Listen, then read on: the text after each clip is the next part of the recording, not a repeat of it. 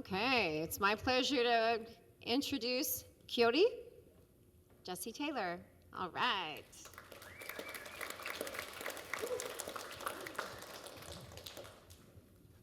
Gail Castellla, Nuguam Kodi, Lu Tadal Iwans, Haman Umputla Numas, Lu Irene Mills, Hinudi Aukyang. Welcome everybody, my name is Kodi and Tadal Iwans. My mother was Irene Mills, or is Irene Mills. My dad was Les Taylor, and I come from Kinkum and Skidegate. I just found out that I was doing this yesterday, so bear with me a little bit, and I made this PowerPoint like 4 hours ago. I'm gonna go over 3 things: my life up until now, or up until the camp, my time at the camp, and then where I've been since then. And I want you to think about 3 things: knowing what your goal and mission is, having unwavering belief in yourself, and then doing the work. So this is me. Do not be fooled. He was, is, and is always going to be a little shithead, but he's got a heart of gold. But so is this. Can't sit still, makes careless mistakes, messy, too emotional, and he could do so much better if he just applied himself. This is what I got told my whole life, from my family, from my school, and so this is what I believed about myself. When I went to post-secondary, I wanted to help out my community. I wanted to be a lawyer. My dad was a Native coworker, and I thought it was a good fit, and I was kind of argumentative. So I went, and these are some of the things that happened. In my first year psych, my professor pointed me out and said, all of you should study like him. And they didn't know that I couldn't study, that the only thing I could do was cram. I didn't study at all. My philosophy, and I got 95% or 100% on all my papers. And in my second year, I wanted to enroll in a math class. And I was 3 weeks into the semester, and she didn't want to let me in because they're having a midterm coming up on Monday. I made a deal with her. I said, just let me take the test, and if I do well, let me in the class. If I don't do well, I'll come the next semester. I studied for 2 days, and I got the second highest mark in the class. I don't want to say this to brag, but I also got this: 35% on a paper in criminology, and the teacher wrote, this is totally unacceptable. So out of those 4 things, which comment do you think I paid attention to? That one. Yeah. So I quit. Because I believed that I was incapable and incompetent, because that's what I've been told. I only have a limited amount of time, so I'm going to quickly go through this. I quit school. My drinking substance use got worse. I eventually didn't like where my life was, so I got a trade, welding, and I moved out to Alberta to try to clean up my life. I got my drinking under control, I quit using, and I found a job where I could travel a lot. I traveled all over the world, and I developed a love of languages.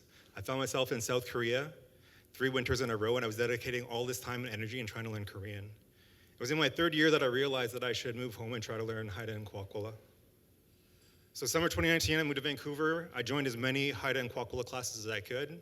Spring 2020 is when the lockdown started, and I lost my job, but I thought it was a perfect time to try to learn my languages.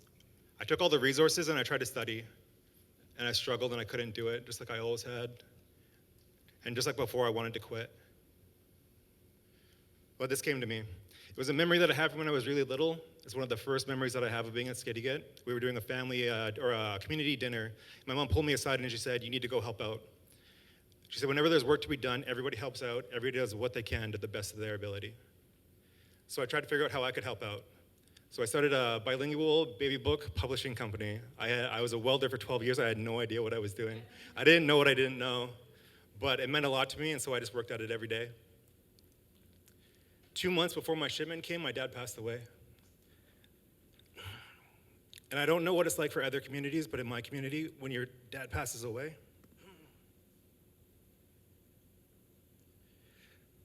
it's a son's job to go and fill his role.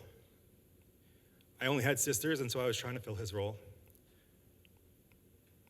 Nobody had ever expected anything from me because I was messy, I was careless, I was disorganized. But it meant a lot to me, so I tried. Books came in, and all the pre-orders that I had to get them out. There was no time for grief, there was no time to stop. I got really tired, and so I quickly finished this up, so I'm just gonna read it now. I was trying to juggle business, a job, and then trying to be there for my family. I eventually had a mental breakdown. It was in the summer, probably about 8 months after my dad passed away, and then 2 years after that, I've been trying to learn to live with ADHD, and I was trying to keep my family together. We all have big emotions, and I have 5 sisters, and it was really difficult. So I had to take a step back from the business.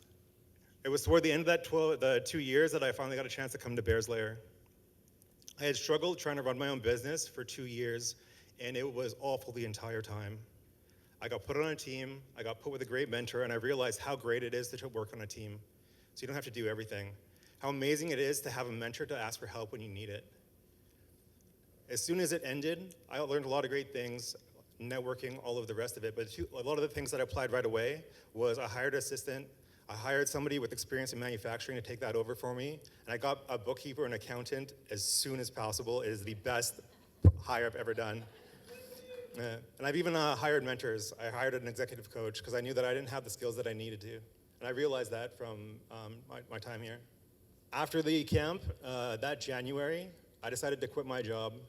I'd finally gotten a hold of my ADHD, and I knew that I always wanted to help my community, and I needed to focus all of my attention to it. And so this is what I launched. Hey, my name is Kodi Taylor. My English name is Jesse Taylor. I'm hiding in Kwakiwak. For the past year and a half, I've been working on developing a language pen for my communities. They already exist for other language groups. I haven't seen any for Indigenous ones. You have a pen and then some stickers. The stickers are recordable. You can put them on anything and then record audio. So you can get a fluent speaker to put their own recording on. I'm making a card game to go with it, but they can also be put on pre-existing language resources. So this is a book that one of my communities made.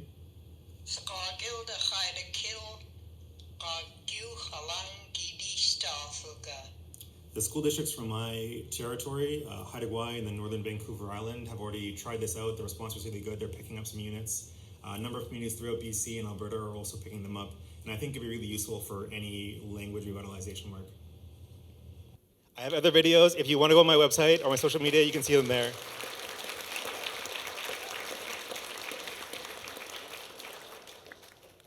So who wants to invest in this company? These are approximately real numbers. 3 years minus almost $14,000, 3.5. Like, if I didn't know me, I would have said no. And most people didn't.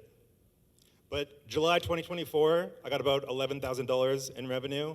And then this month, I got $14,000 and I was on track for $19,000 or $20,000, but I took this week off because it was really important for me to be here to pass on the help that I got.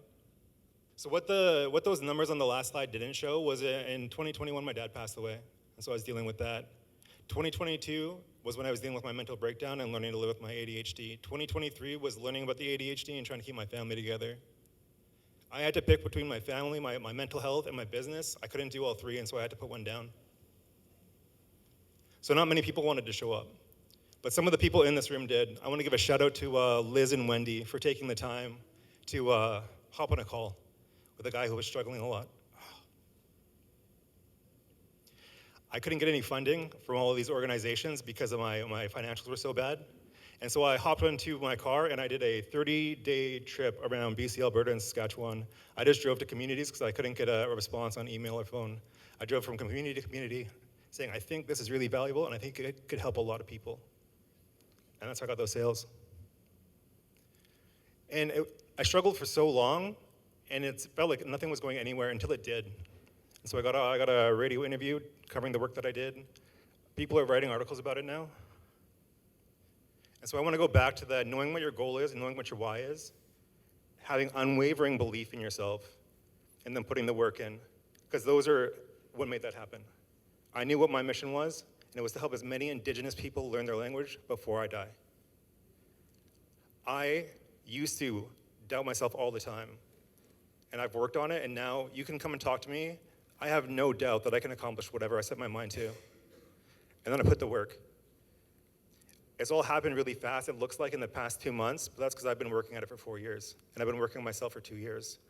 So for each of you that are here, all the attendees, if you get into business, I'm super happy for you. I think business, especially Indigenous business, can change the world.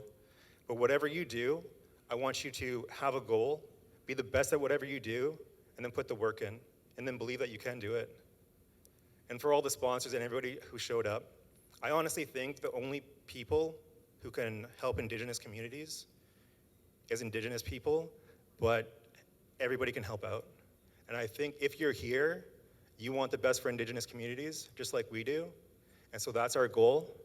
And as long as that we can believe that we can do it and we put the work in, we can get there. And this is the work. Things like this and things like the Squamish Nation training and trades. Because I realized I had a skill deficit because I didn't have a mentor or a role model. And so I've been desperately, with everything I have, trying to fill that gap. Things like this and things like the Squamish Nation training and trades can do that. So, Kayla Kesla and Hawa for being here and doing the work.